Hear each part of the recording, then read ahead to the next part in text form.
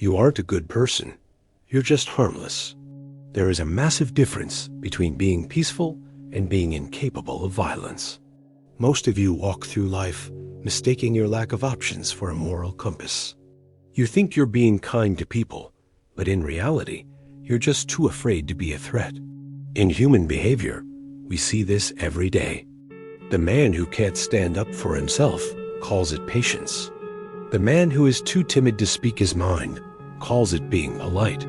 It's a lie. And deep down, everyone around you can smell the fear.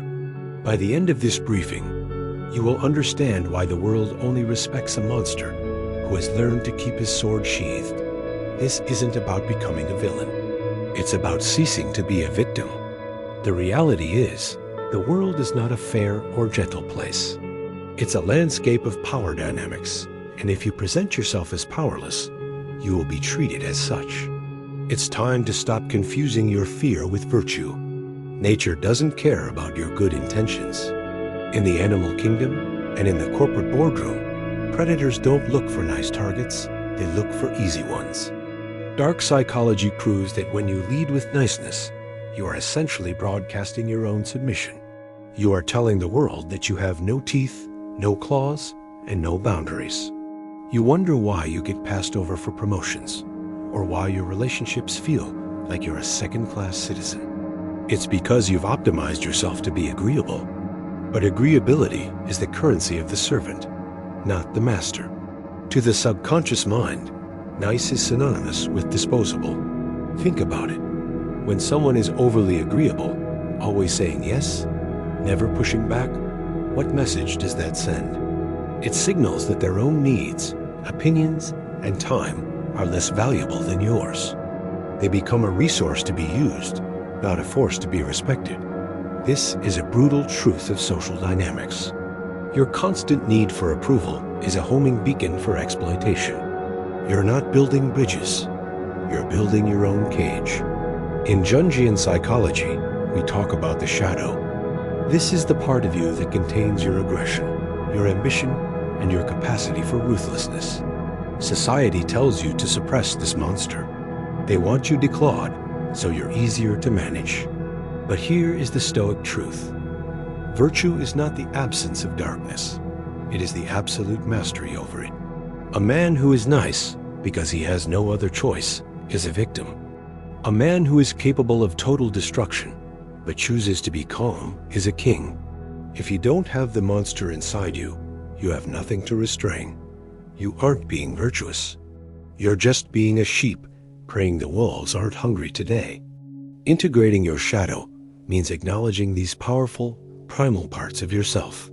It means understanding your capacity for anger, for competition, for dominance, and then choosing when and how to deploy that energy. Denying it doesn't make it go away. It just lets it control you from the subconscious, leaking out in passive aggression and resentment. True power comes from looking your own inner monster in the eye and putting a leash on it. You command it. It doesn't command you. That's the difference between a controlled weapon and a ticking time bomb. So, how do you stop being harmless? Let's start with 3 rules of selective aggression. First, the eye contact audit. Stop looking away first. When you break eye contact, you are signaling that the other person's status is higher than yours.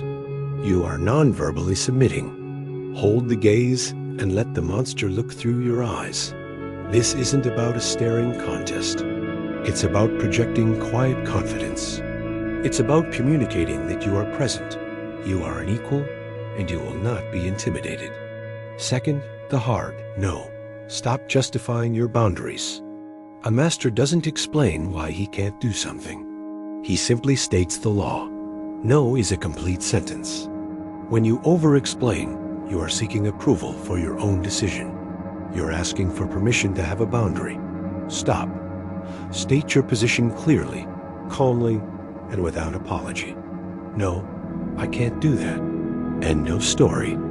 Third, and most importantly, master your competence.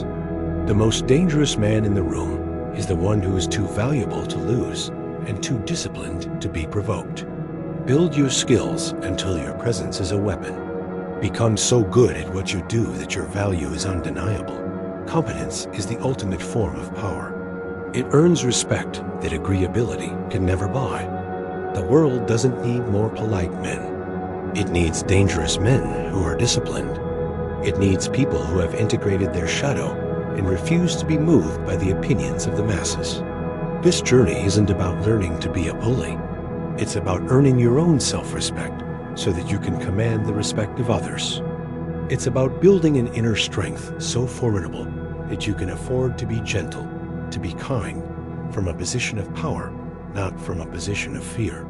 If you're ready to kill the nice guy and let the master be born, balance the debt, like, subscribe, join Quadman. If you'd rather stay harmless, stay in the back of the line.